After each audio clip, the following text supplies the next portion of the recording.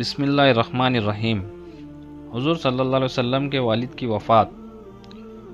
حضور صلی اللہ علیہ وسلم کے والد حضرت عبداللہ کو اللہ تعالیٰ نے بہت زیادہ خوبصورتی عطا کی تھی۔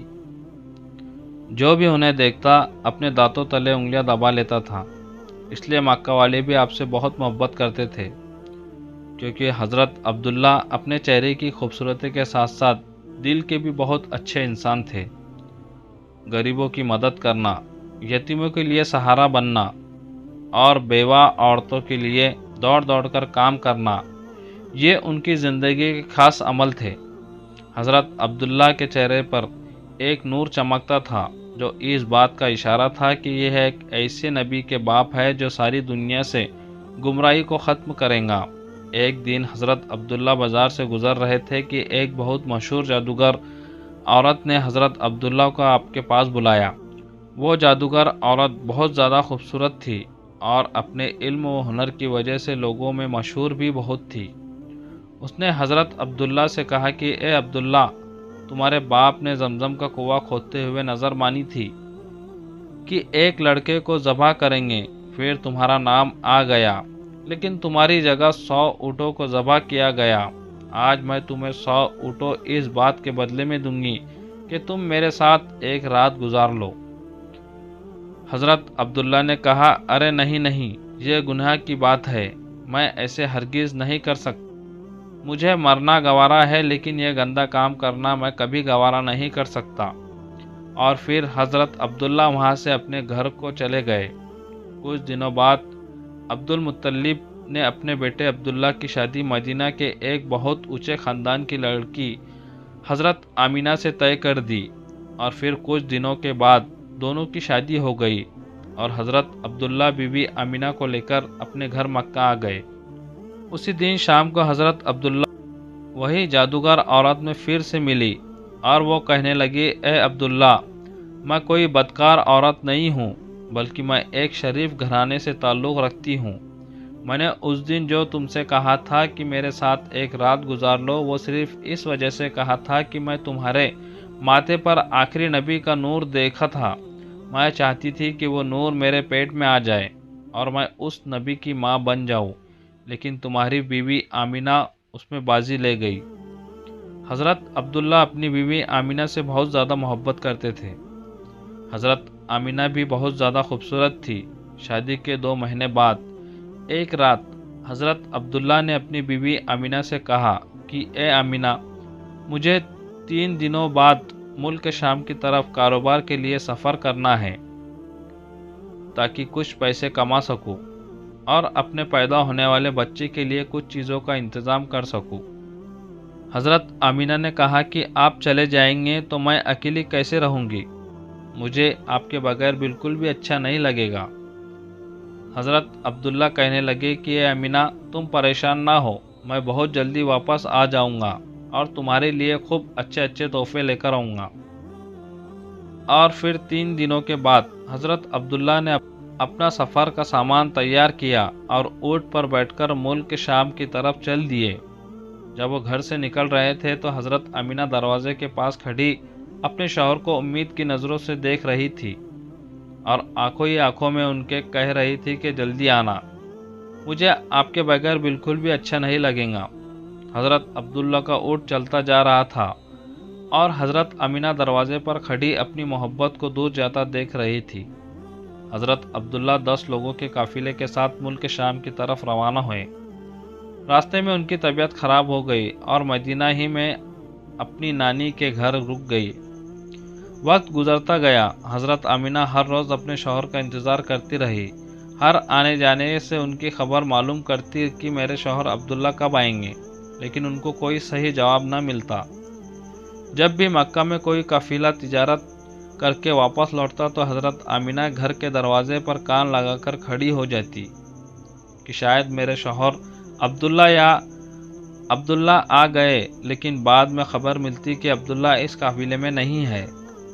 2 مہینے کے بعد ان 10 لوگوں کا قافلہ مکہ واپس لوٹا جن کے ساتھ حضرت عبداللہ گئے تھے۔ ان کے مکہ پہنچنے کی خبر ایک دن پہلے ہی مشہور ہو گئی۔ یہ سن کر حضرت آمینہ بہت خوش ہوئی کہ میرے شوہر واپس آ رہے ہیں۔ عبد المطلب بھی بہت زیادہ خوش ہوئے اور لوگوں سے پل پل کی خبریں لیتے کہ وہ قافلہ ابھی کہاں پہنچا ہے، کیا کر رہا ہے، کتنے دنوں میں آئیں گا۔ جس دن یہ قافلہ مکہ پہنچنے والا تھا اس رات حضرت آمینہ نے خوب اچھے کپڑے پہنے اور بہت اچھی طرح تیار ہو کر گھر میں بیٹھ گئی۔ حضور صلی اللہ علیہ وسلم اس وقت اپنی ماں کے پیٹ میں 4 مہینے کے ہو چکے تھے۔ آخر وہ صبح بھی آئی۔ جب یہ 10 لوگوں کا قافلہ مکہ پہنچا، حضرت آمینہ دروازے سے کان لگا کر کھڑی ہو گئی کہ ابھی میرے شوہر آئیں گے اور میں ان سے گلے مل کر خوب خوش ہوں گی۔ عبد المطلب کو بھی جیسے خبر ہوئی کہ دوڑتے ہوئے قافلے کے پاس پہنچے، لیکن حضرت عبداللہ نظر نہیں آ رہے تھے۔ پریشان ہو کر قافلے والوں سے پوچھا کہ میرا لڑکا عبداللہ کہاں ہے، وہ نظر نہیں آ رہا ہے۔ قافلے والوں نے جواب دیا کہ وہ جاتے وقت مدینہ کے پاس راستے ہی میں عبداللہ کی طبیعت خراب ہو گئی تھی، اس لیے وہ مدینہ میں ہی اپنے نانی کے گھر رک گئے تھے۔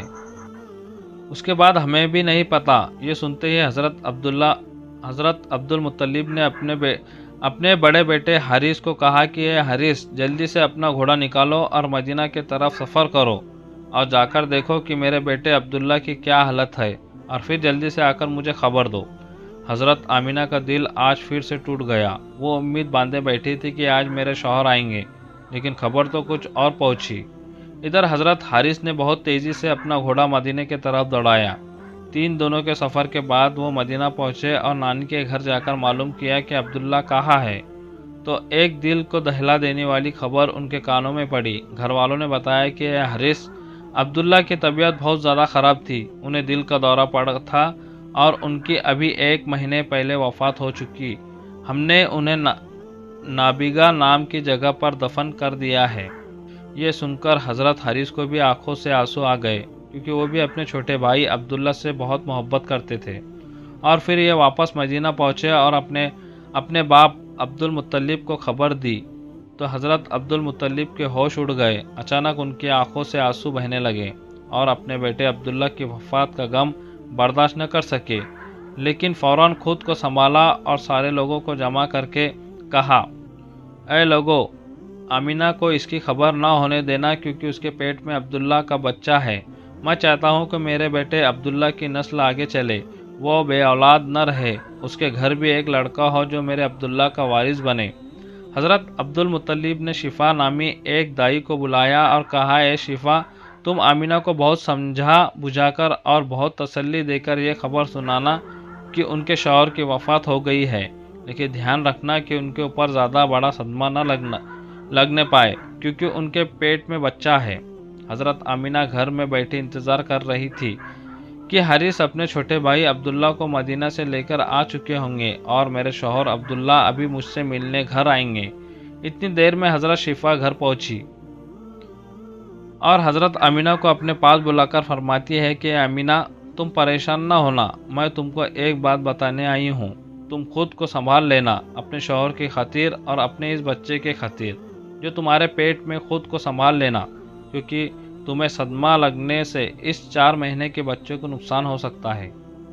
پھر حضرت شفا نے حضرت آمینہ کو ساری باتیں بتا دی کہ تمہارے شوہر عبداللہ کے راستے جاتے ہوئے طبیعت خراب ہو گئی تھی اور پھر مدینے میں ہی ان کی وفات ہو گئی اور وہی ان کو دفن کر دیا گیا۔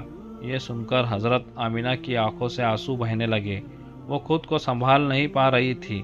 حضرت شفا نے ان کے سر پر ہاتھ پھیرتے ہوئے کہا کہ اے آمینہ، خود کو سنبھالو، تمہارے پیٹ میں عبداللہ کا بچہ ہے۔ حضرت آمینہ نے خود کو سنبھالا، لیکن ان کے اوپر اس بات کا ایسا غم ہوا کہ پھر وہ کسی سے مسکرا کر بات نہیں کرتی تھی، ہمیشہ خاموش رہتی۔ دن گزرتے گئے۔ حضرت آمینہ ہر پل ہر گھڑی اپنے شوہر عبداللہ کو یاد کرتی تھی، لیکن پیدا ہونے والے بچے کی خاطر اپنے دل کو سنبھالے رہتی۔ عبد المطلب اور ان کے سارے لڑکے دن رات یہی امید لگائے رہتے اور اللہ سے دعائیں کرتے کہ اللہ میرے عبداللہ کے لڑکے کو صحیح سلامت اس دنیا میں بھیج دینا تاکہ عبداللہ کی نسل باقی رہ سکے۔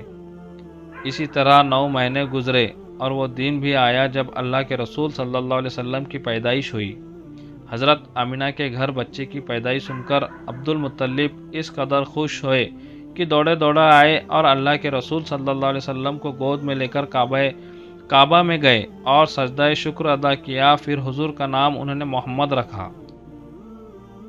लोगों ने जब ये नाम सुना तो कहने लगे कि अब्दुल मुत्तलिब, ये तुमने कैसा नाम रख लिया?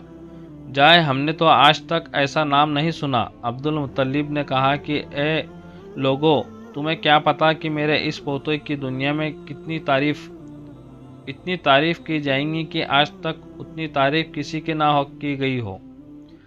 हज़रत अब्दुल्ला के बड़े सारे भाई हुजूर सल्लल्लाहु अलैहि वसल्लम की पैदाइश पर बहुत ज़्यादा खुश हुए, यहाँ तक कि अबू लहब को जैसे ही उसकी नौकरानी ने आकर खुशखबरी सुनाई कि अबू लहब, तुझे भतीजा मुबारक हो, तो अबू लहब इतना ज़्यादा खुश हुआ कि उनको अपनी नौकरानी को कहा कि जा, आज से अपने भतीजे की पैदाइश की खुशी में मैंने तुझे आज़ाद कर दिया। दोस्तों, वीडियो कैसी लगी आपको कमेंट सेक्शन में ज़रूर बताएं। अगर अभी तक आपने हमारा चैनल सब्सक्राइब नहीं किया होगा तो चैनल को ज़रूर सब्सक्राइब करें। मिलते हैं अगली वीडियो में।